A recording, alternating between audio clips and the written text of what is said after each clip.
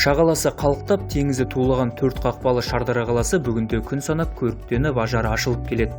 Тұрғындардың әлеуметтік әлеуеті артып, бұл менің қалам деп ешкімнен ұялмай, мақтанышпен айталатын деңгейге жетті.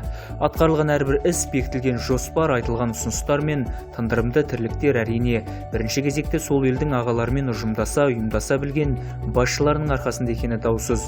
Өйткені саусақ бірікпей, инелікпейді деген қанатты сөз бар қазақта.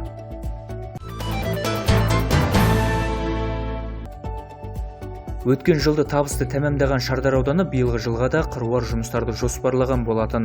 Жыл басынан бері жаһандық деңгейде адамзатты әбігерге салған COVID-19 пандемиясы мен вирусты пневмония алқымнан алып елдегі жарияланған төтенше жағдай, карантиндік режим көптеген іске кедергісін келтірген рас. Әйтсе де шардаралықтар қол қусырып қарап отырмады. Індетпен күрес жүргізе отырып жоспарланған негізгі шаруаларды жүргізді. Басты бағдарлама Шардара қаласын көркейту, абаттандыру жұмыстарын белгіленген кестеге сәйкес жүргізіп сапалы тәмамдау болды. Нақтырақ айтар болсақ, 35 мыңға жуық тұрғыны бар Шардара қаласында жыл басында ұзындығы 3,9 шақырымды құрайтын 9 көшеге орта жөндеу жұмыстарын жүргізіп, асфальт төсеу жоспарланса, бүгінгі таңға 8 көшенің жұмысы толығымен аяқталған. 9-шы көшеде жұмыс қарқынды жүріп жатыр. Одан бөлек 3,6 шақырымды құрайтын 11 көшеге тас төсеп, 13 көшеге жарықтандыру жұмыстарын жүргізу жоспарланған.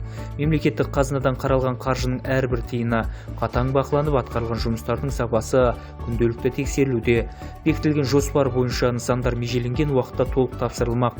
Жұмыс сапасын бақылауға қаладағы қоғамдық ұйымдар мен ауыл ақсақалдар да тартылған.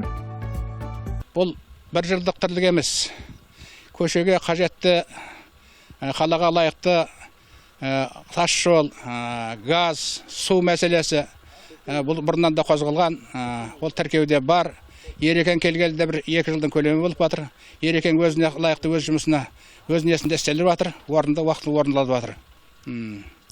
Бұл бұрыннан да берілген нелер бар, газ, свет не дегенде бәрі сонда келіп жатыр. Қазір Құдайға шүкір бәрі де жақсы. Жыл басынан бері қала әкімінің бастамасымен көктемгі және күзгі мезгілдердегі жауын-шашынның салдарынан болатын аулаларды су басу қаупін жою мақсатында қаладағы 3 көшеге су ағарлар салынып, басқа да арық-атыздар, тұрмыстық күл-қоқыстардан толығымен тазартылып жатыр. Мұнан да басқа қаладағы тұрғындар жиі жүретін үлкен көшелер мен спорт комплекстерінің маңына балалардың ойын алаңшаларын салу жоспарланған.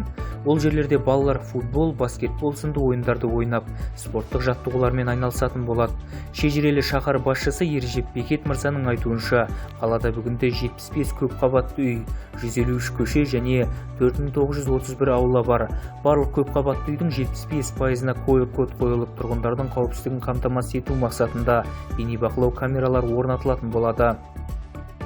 Одан бөлек биылғы жылға мынау абаттандыру жұмыстарының ішіндегі, яғни жарты мынау жаңа көшелерге аншлаг, яғни көше атауларын қойып, 3 тілде қазақ, орыс, ағылшын тілінде жазылып, қазіргі таңда бізде қалада 153 көше бар.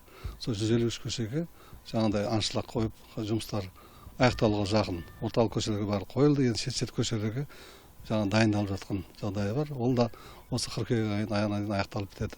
Иманов көшесі мен Алаш көшесінің арасындағы жолға мына жерге жол салынып, тракторлардың жүргізіп жатқан жұмысын көріп жатсыздар.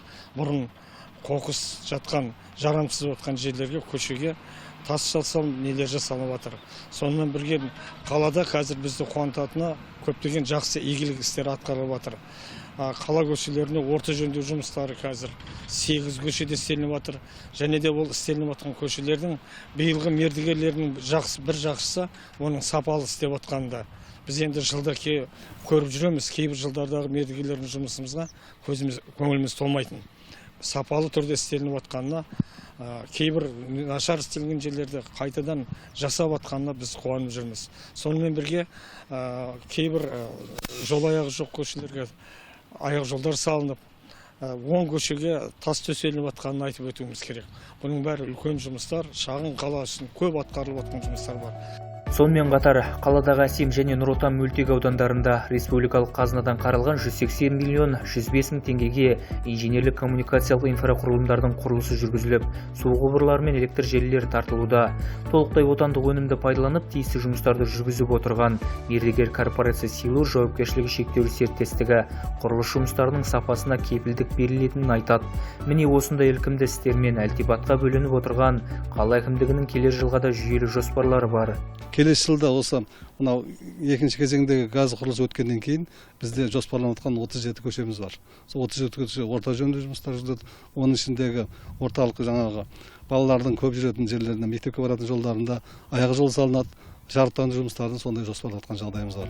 Аудан әкімі Қайрат Жолдыбайұлының тапсырмасына сәйкес жарты ғасырдан астам тарихы бар қалада орналасқан 10-ға жуық саябақтардың қоршаулары реттеліп, тұрғындардың тиімді тынығуына барлық жағдайлар жасалған.